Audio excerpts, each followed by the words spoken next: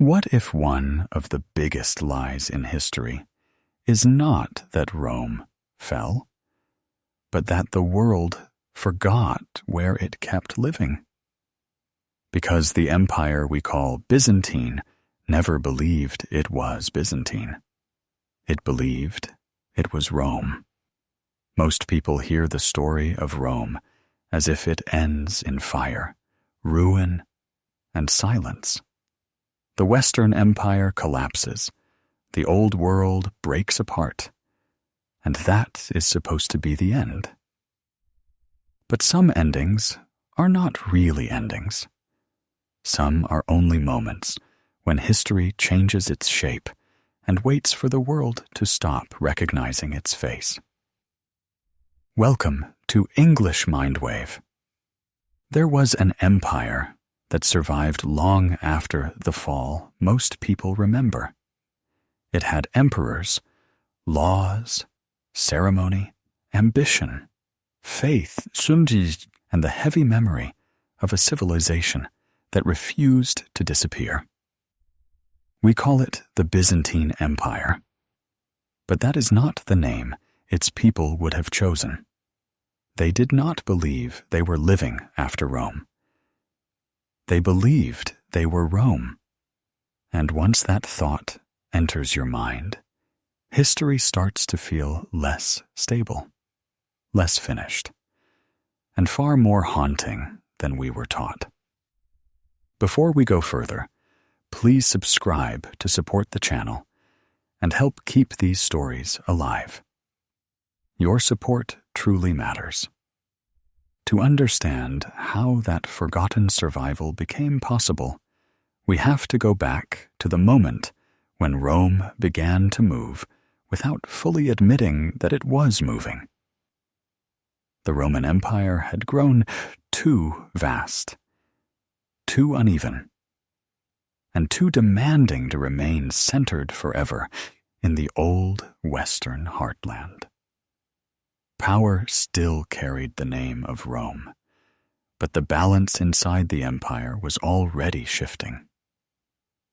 The eastern provinces were richer, more urban, more connected to trade, and in many ways more structurally alive.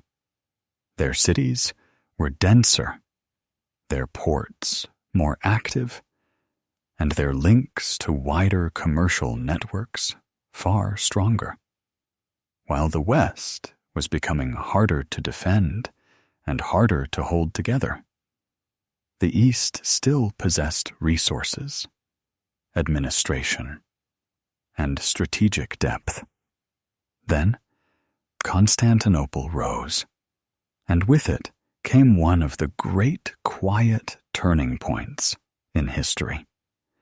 It was more than a new capital. It was a new center of gravity, set between Europe and Asia, guarded by water, and placed at the crossroads of commerce, diplomacy, and war. Constantinople did not merely inherit imperial power. It gave that power a new body. From there, the empire could watch the movement of goods, armies, and ideas. From there, it could govern a changing world with a vigilance the old Western center could no longer sustain. So when the western half of the empire weakened and eventually broke apart, the eastern half did not fall with it. That is where the deeper misunderstanding begins. We often speak as if Rome died and something else appeared later. But that is not how it felt to the people living through it. For them, Rome had not ended. Its political center had shifted, and its survival had taken on a different shape. And once Rome's center had shifted eastward, a more difficult question began to rise. If this empire had changed so deeply in language, religion, and culture, why did its people still insist that they were Roman? The answer lies in something deeper than appearance. To later generations, this empire could seem far removed from the Rome of popular memory. Greek had become more dominant. Christianity shaped its moral and political imagination.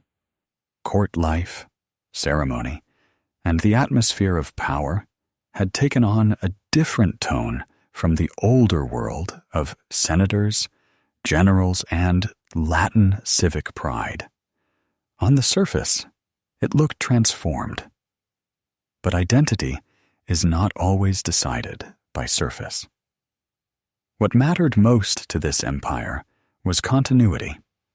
Its rulers still claimed Roman imperial authority. Its state still carried the weight of Roman law, Roman legitimacy, and Roman political inheritance. The emperor was not understood as the leader of some civilization that had replaced Rome. He was understood as the emperor of Rome itself, ruling in a changed age, but within an unbroken tradition. That is the point many modern summaries miss. The people we call Byzantines did not imagine themselves as standing after Rome, looking back at it from a distance. They believed Rome was still living through them. The forms had changed, but the claim had not. The language of empire had shifted. The spiritual center had deepened, but the civilization still understood itself as Roman in its authority, memory, and right to endure. And once that deeper Roman identity is understood, the next question becomes unavoidable. How did this Eastern Empire survive for so many centuries when the Western half had already fallen apart? One answer is geography. Constantinople was not simply a capital of splendor. It was a capital built for endurance, guarded by water, placed at a strategic crossroads, and deeply connected to the flow of trade. It had advantages many Western centers no longer possessed. Geography did not guarantee safety, but it gave the empire time, and in history, time can be everything. Another answer is institutional continuity. While much of the Western world fragmented into smaller and less stable political units, the Eastern Empire kept a stronger administrative structure alive. It could still tax, govern, organize, negotiate, and project authority. It still had a functioning state, and that mattered enormously. Empires do not survive on battlefield courage alone. They survive when they can still manage power, resources, and obligation over the long term. But the deepest answer may be adaptability. Byzantium lasted because it learned how to survive a dangerous world without demanding perfect conditions. It fought when it had to, bargained when it needed to, and accepted temporary weakness when patience could preserve the future. It understood that survival was not always glorious. Sometimes it meant compromise, recalculation, or retreat. Yet that flexibility was not weakness. It was discipline. What made Byzantium extraordinary was not that it never bent under pressure. It was that it learned how to bend without disappearing. But surviving for how long did not mean escaping the slow cost of time.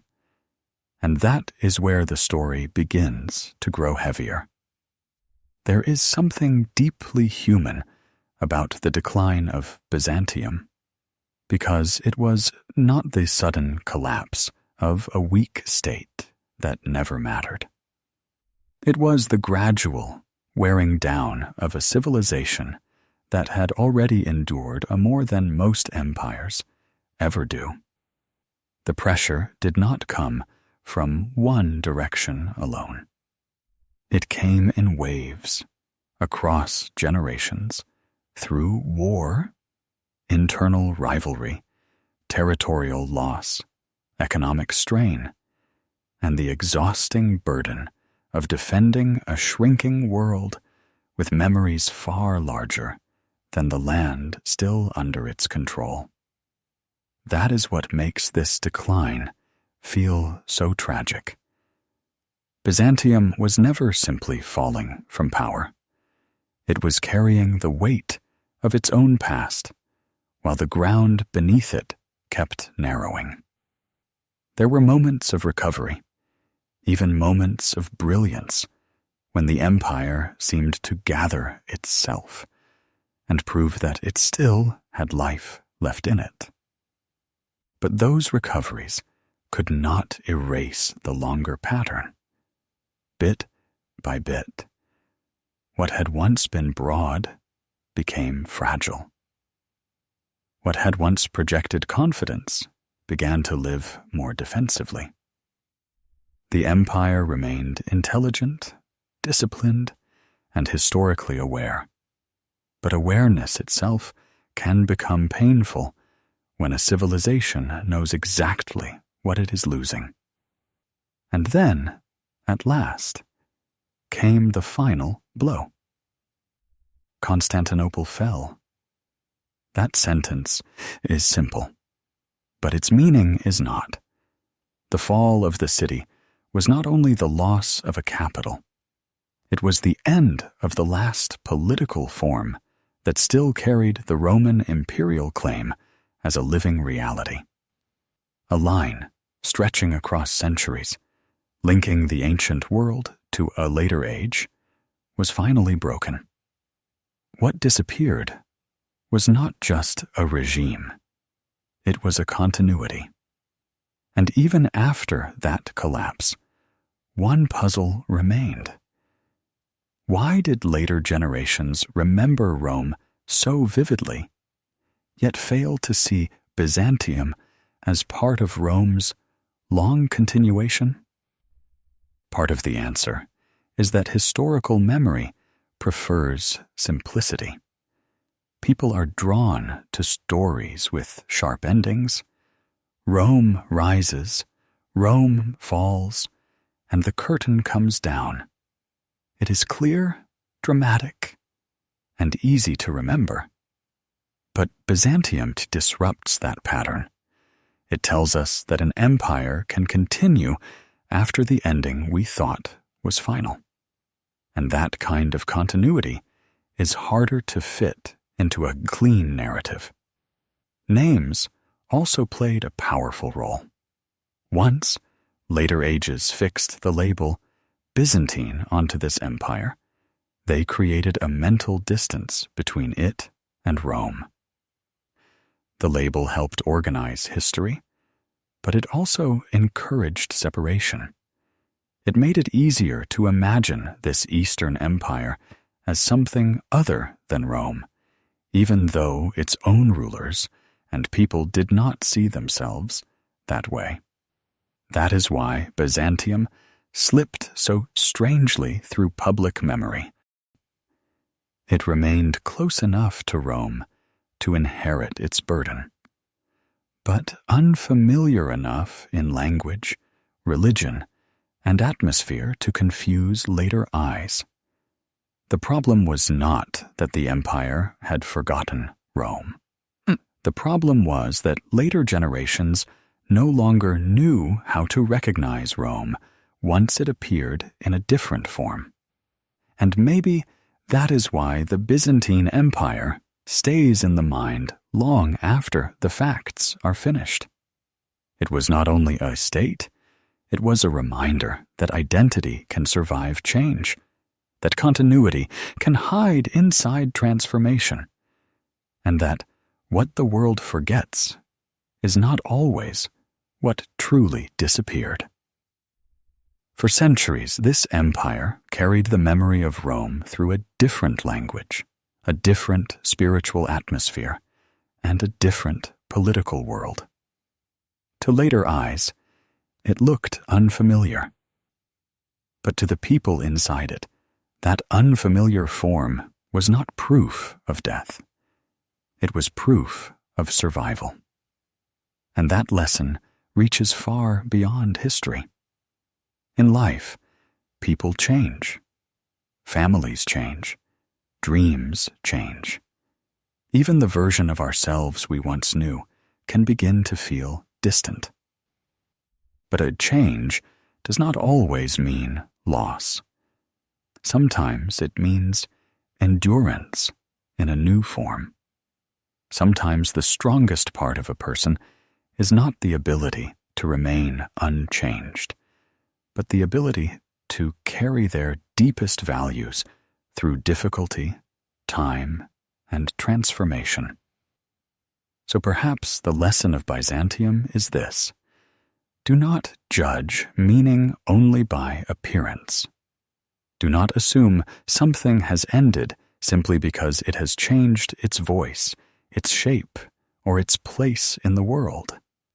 Some of the most important things in life survive quietly, beneath new forms, waiting for us to recognize them again. What do you think matters more in life? Staying the same, or learning how to change without losing who you are? Please share your thoughts in the comments so everyone can read different perspectives. And if you enjoyed this journey, please subscribe to English Mindwave to support the channel and help keep these stories alive.